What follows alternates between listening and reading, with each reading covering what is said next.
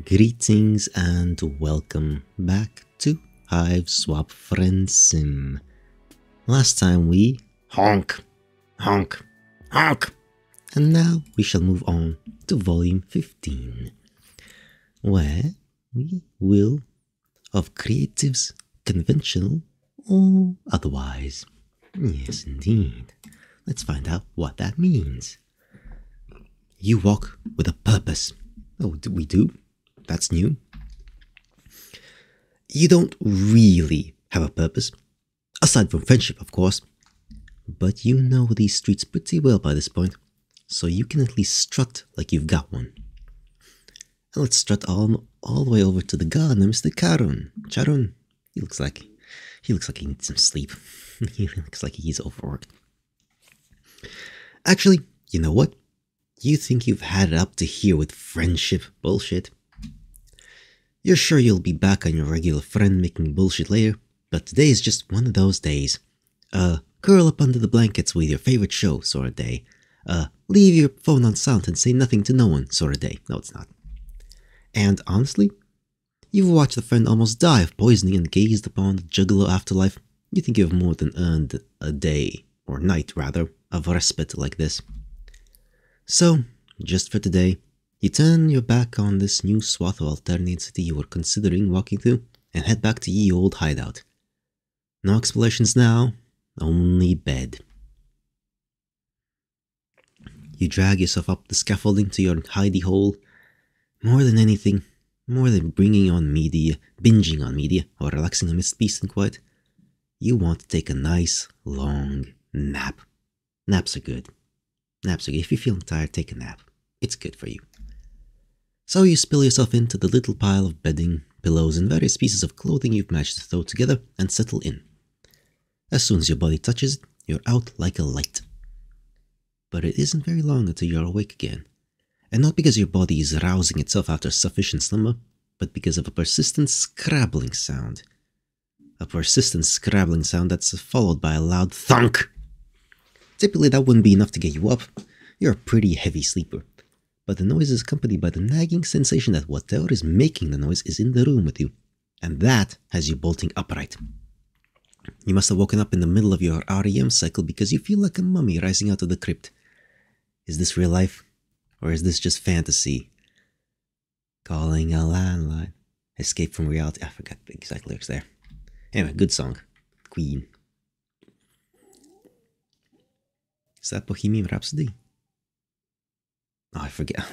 Look, my brain has too much stuff in it. It's all jumbled up. It doesn't make sense anymore. Your brain struggles to make sense of your surroundings through the fog of residual sleepiness that still settled over you as you stumble to your feet.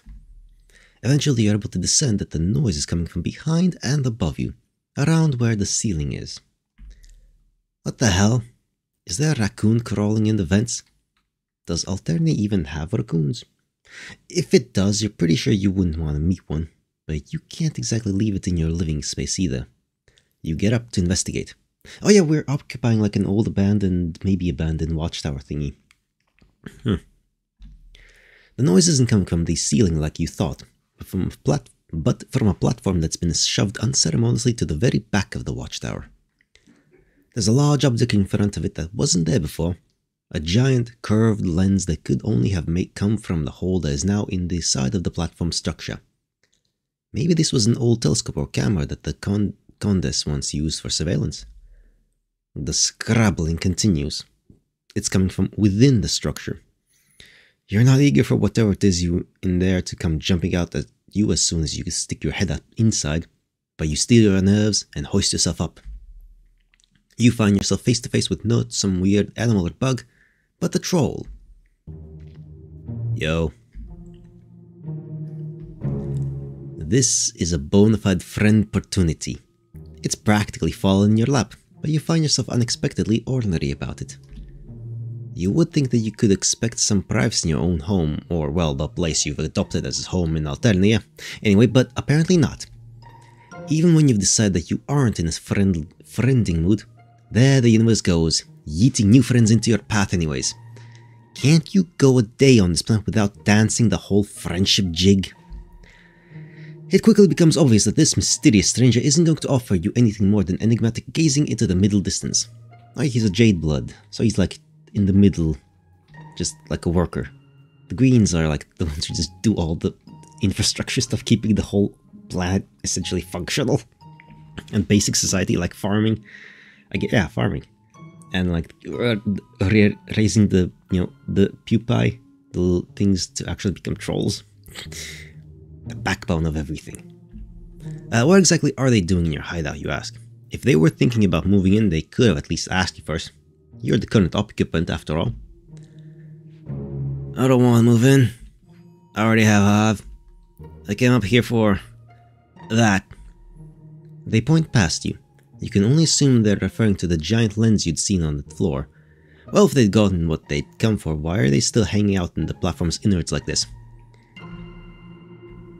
I'm stuck. And they didn't try calling for help? I didn't notice you. Wherever you came from. I didn't think anyone else was here. Would they perhaps like some help? Maybe. As you hop down from the platform, you find your ire draining from you much like flesh juice from a pimple. It's difficult to stay angry upon witnessing what's possibly the most pathetic burglary attempt ever. And that's counting your little fiasco with your ship. After walking around to the other side of the platform, you can see the troll's booted legs sticking out from the gap in the structure. It looks much too narrow for anyone to crawl through, and yet that's exactly what they must have done in order to push the lens out from behind. You yell that you're going to try and pull them out. You hear a faint muttered, "Okay," and reach up to grab them around the waist, pulling hard. It takes a couple of tries, but with one last particularly hard tug, you're finally able to pull them free. They tumble down on top of you. Thanks for getting me unstuck and breaking my fall. You didn't really do that part on purpose, but you're glad they appreciate it, you guess. They seem pretty content to continue lying on top of you, actually, but they're heavy, so you wriggle out from underneath them like an earwig from under a rock and clamber to your feet. You nod at the lens. That's what they want, huh? The troll sits up, crossing their legs. You can see them more clearly now that they aren't sequestered inside the platform, although their face is obscured a little by their shaggy hair and floppy, wide-brimmed hat. They look about as sleepy as you felt earlier. As sleepy as you're in danger of feeling again, in fact. Their voice is slow and regular, like a metronome dunked in molasses, and almost threatens to send you right back to bed. Yeah, so... Can I have it? You swear you can feel your friend-making juices start circulating through your body again with a vengeance after their little sabbatical. You're not really sure what came over you before. Turn down a chance to make a new friend? You? Wow. Who kidnapped you and replaced you with a total stranger for a few hours there? You tell the troll of course they can have the lens. It's not like you're doing anything with it. Or like it's even yours to begin with. It was just abandoned here along with the rest of this broken down tech. Curiously, you ask what they want it for. Are they building something? Perhaps they're an engineer of some sort. No. Climbing all the way up here, just for some building materials, would be pretty dumb. I want to use it for...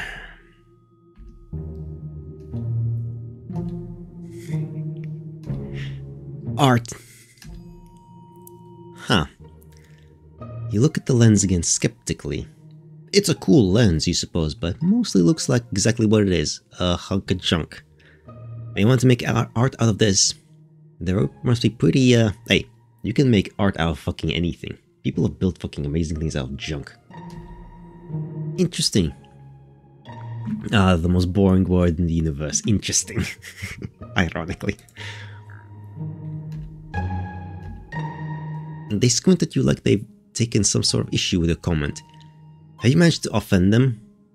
You thought you were being polite enough, given the circumstances. Interesting is usually what people say when they have nothing better to say. I mean, that is true. That's exactly what I just said as well. The most boring word in the universe. Do you have a problem with making art out of trash? You shake your head rapidly, but the troll is already crossing the arms and shooting you a disapproving look. I don't think I want to talk to you anymore. Oh no, does that mean you're going to leave? And after you dump and decide to try and add them to your ever-growing friend harem too? No, I'm tired. Oh, okay then.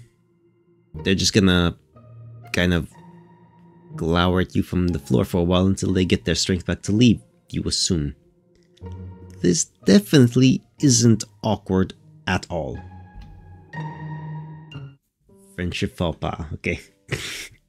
Well, okay. Okay, I guess it's weird. I guess it's weird art. So anyway, I guess it's weird. Yeah. The two of you alternate between looking at the lens and each other for a while. Usually, over the course of making a new friend, they usually would have asked you to do something by now, or presented you with some sort of choice between two potential courses of action. Is there anything they'd like to do now that they've retrieved their art materials?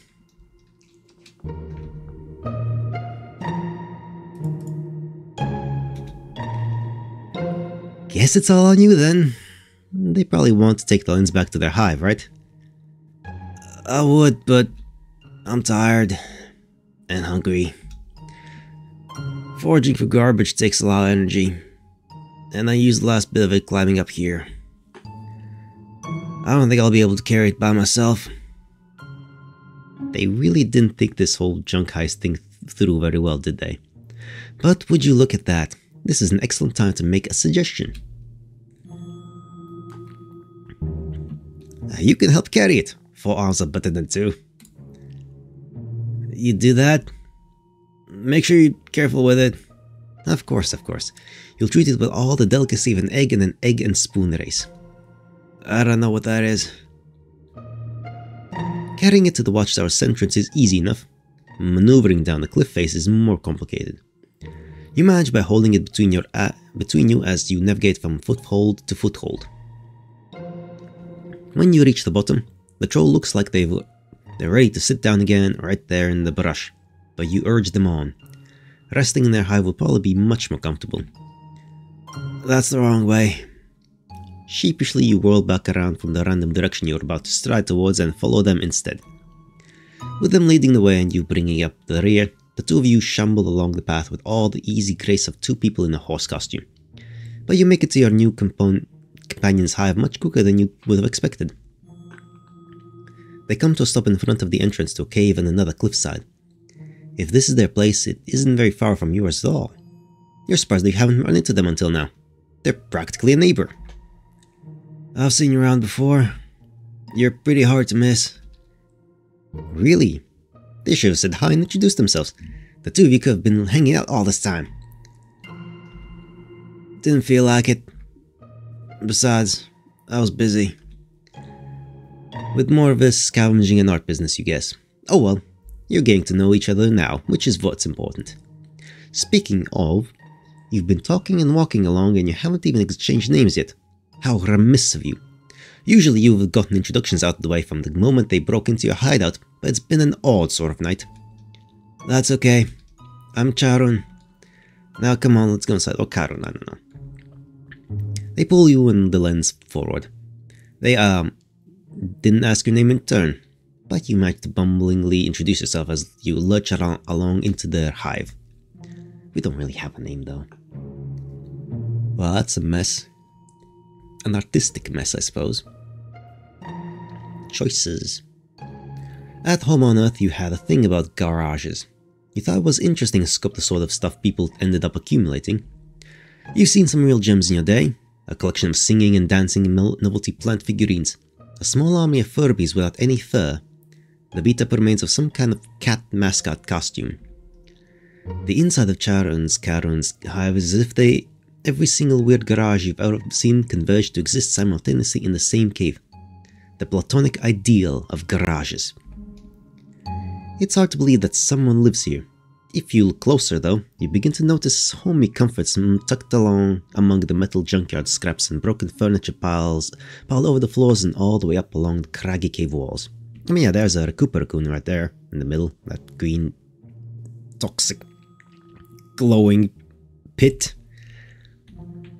Wait, oh, that's that. wait. That's not painting. That's someone looking. What? Over there. Just over there by the robot arm. Is that robot arm? No, that's a centipede. That's... okay. Never mind. A Rukapurkun sits on a ledge on one wall, and you think that's a kitchen cabinet wedged into another? So, what do you think? It's pretty cozy, you say, giving them a double thumbs up. The stalactites are a nice touch. I meant about my art. Oh, the art, of course. You cast around desperately. Charun's hive is such a jumble of miscellany that it's impossible for you to figure out which of it is art materials, which are finished artworks, and which are Charun's actual belongings. That's a pretty gnarly skull over there with leaves in the eye sockets. The angle at which that umbrella sticks out of that lounge chair is really compelling. You settle on a purple object in one corner that looks more like a traditional sculpture than a bunch of household items stuck together. Those curves, that amaranthine hue, truly an inspiring piece. Karen looks at you strangely. That's just a load gaper. You don't know much about art, do you? Busted. No, you really don't. Rimmel had taught you the importance of giving the people what they want, and Amicia had taught you the importance of putting a top down before lopping off a head so paint doesn't get all over the floor. But you hadn't learned very much about actually creating art from them. As you gaze around the cave again, you find that you really want to understand. Clearly, this is something that's important to Charun, otherwise why would they spend the majority of their time on it? You too wish to experience the marvels of the creative process. If only there was a way for you to learn. If you wanted that badly, you could make something out of what I collected. Really? But they must have worked so hard to find all this. Is it really fine for you to just dick around with it? You're surprised to see that Charun looks pleased at what you're saying. It's maybe the most expressive you've seen him since you met. All art is dicking around. I mean, yeah, it kinda is. Looks like you're already starting to get it. You smile proudly. And anyway, if you make something sucky, they shrug their shoulders, I could just take it apart again, and reuse it separate components, to make something else. Your smile flags a little. Where do you want to start? You rub your chin thoughtfully, wandering over to the lawn chair with the umbrella in it. A pile of fabric is stacked on top. You raffle through it until you find some colors you like. Then you walk across to the other side of Charun's hive, searching for other items you might be able to use. Charun doesn't offer much in terms of guidance aside from cautioning you away from a couple of objects that are actually finished artworks. Whoops.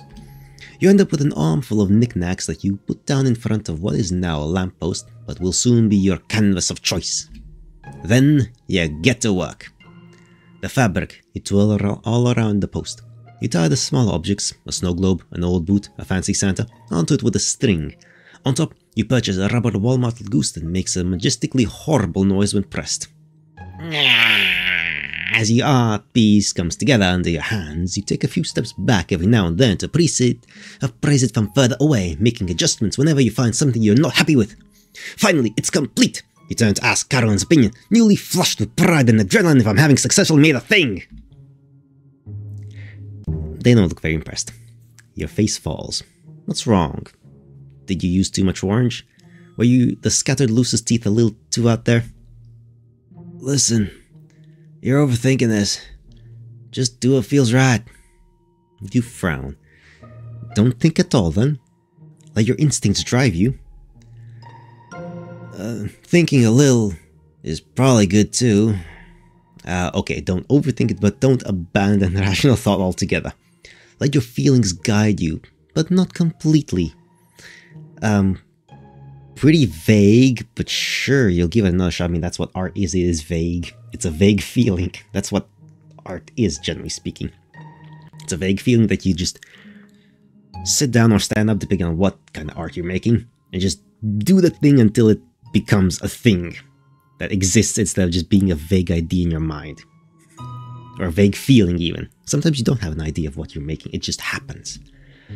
You strip the lamppost back down. This time, you don't spend too long regarding it as in all its nude metal glory. You begin working immediately, whipping around Charun's hive in a flurry of cave dust and determination, grabbing things as soon as you lay eyes on them. Charun looks more and more fascinated the longer you're at it. Oh, he's got dreamy eyes even. It's not long until their eyes are positively gleaming.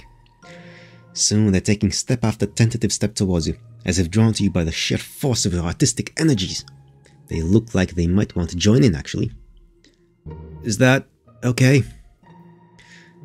I see what you're going for, I think. Your vibe has got me all inspired. Of course, the more the merrier. You'd love to see what the two of you could create together. With a barely there smile, Charun plants a traffic cone at the base of the lamppost with great aplomb, and you're off. It's all a blur after that. The two of you move in unison, like you're co-piloting a Jaeger, except instead of a giant robot, you're steering a feverish, creativity-propelled fugue state. Wow, I think we're almost done. You stand back from your newly forged pile of brick and brack, mopping the sweat from your brow. Yeah, right. You're almost finished. Almost. You need to add the finishing touch, the piece de resistance, and you know just the thing. With great conviction, you pick up a box from the floor, tearing it open so its contents fall all over your sculpture. Oh no! My polysaccharide fenitra slats. You freeze. Were those cooking ingredients? You seem to have gotten carried away. You start apologizing, but Charun's already waving your words away. It's fine. It looks better like this. Too good to waste. It's food. Anyway, I can find other things to eat. You both regard your creation, heaving for breath. You're done. As exhausted as you are, a wonderful calm settles over you as you admire the result of your hard work. It's beautiful. It really, really is. You don't know how, because you don't think you'd actually done anything different compared to your first try. Maybe you just got lucky. Yeah, sometimes just like a small, minutia change can go from looking like very, very to good. Just a tiny little change.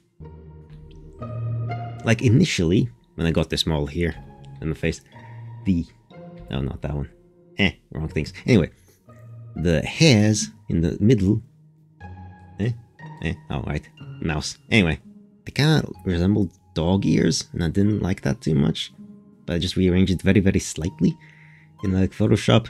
Just put one on the other side and the other on the other side, and that's it. Asymmetric hairstyle achieved. Anyway, I got distracted.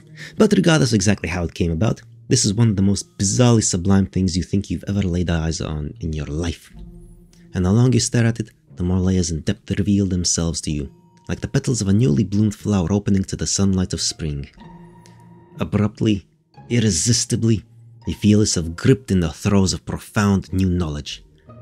Charun's artworks are pointless and weird, but perhaps that's what gives them their charm.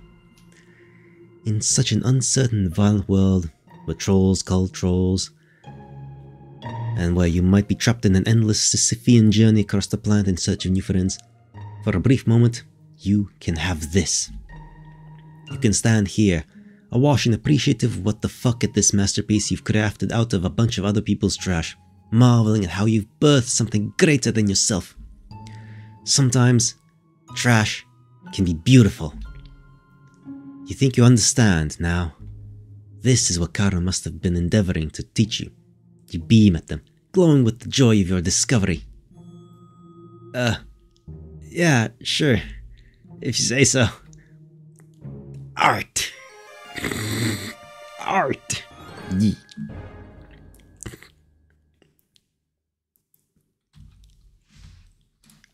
What else is there to say other than